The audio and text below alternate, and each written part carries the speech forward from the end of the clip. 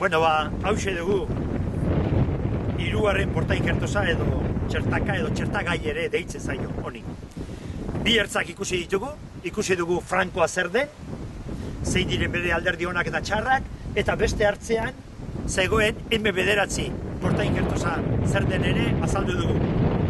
Eta, hau izango da, 106 deitzen zaio honi.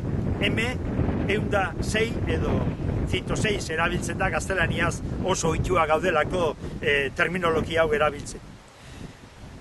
Hau zer da? Injustu Frankoaren eta M9aren arteko portainkertos bada. Hau ere ikusten duzue, begitik txertatua dago, portainkertosak erosi egiten dira, badira bibero espezializatuak, portainkertosak sortzen aritzen direnak, eta gero begitik txertatzen da.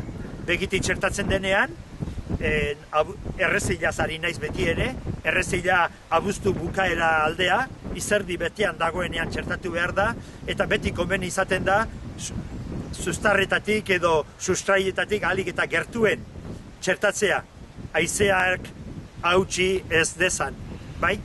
Beraz, 106 da, justu Frankoaren eta M9aren artekoa. Beraz, ikusiko dugu orain, zein diren honen alderdi onak, eta zein diren bere alderdi txarrak. Bueno, produzioa noiz hasiko zaigu portainkertos hau aleak ematen. Aldatu eta 7.-8. urtean ia aleak emango dizkigu.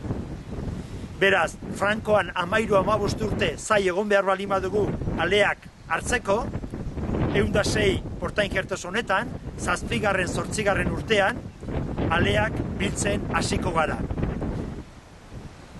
Frankoa oso indartsua baldin bada, hau ez da hain indartsua, eta hau ez da hainbeste hasiko.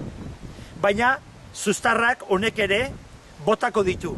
Lehenengo 6 urte horietan joango da zuztarrak edatzen, zabaltzen, lurrari ondo lotzen eta sustraitzen joango da. Beraz, honek ere eluke, espaldin bada oso lekua izetsua, eluke esola beharrik edo alambre beharrik izango. Eta kontuan izan behar dugu, bata eta bestearen artean 5-6 metroko tartea utzi behar dugula honetan. Beraz, alderdi ona da, esolaren beharrik ez izatea, lurrari ondo itxatxia dagoelako. Ez Frankoa bezain ondo, baina bai, hemen eta Gabirian ari gara, honek ez du arazorik eragiten, naiz eta esola bati ez lotu.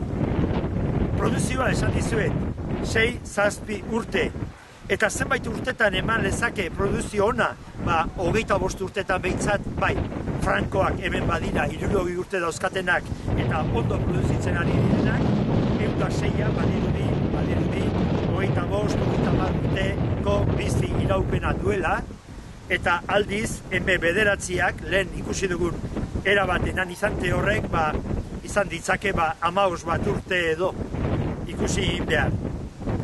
Orduan, zergatik aukeratuko genuke portainkertos hau, 106 hau, lurrari nahiko ondo heltzen diolako, zuztarrak edatzen dituelako, eta Frankoa bezain handia egiten ez delako. Eta produzioa aleak biltzeko eta inausteko eta ez delako Frankoa bezain handia. Baina hau ere kontuan izan, hau ere 4-5 metro hasiko zaigula. Gaur egun, oraindik hemen inguru honetan, Gipuzkoan eta nire ustez gehien jende partikularrak ez naiz hasten, ez dut hitz egingo orain, sahastietatik edo sagarrondoetatik bizi diren eta produzio intensibo horretan sartzen diren horietaz.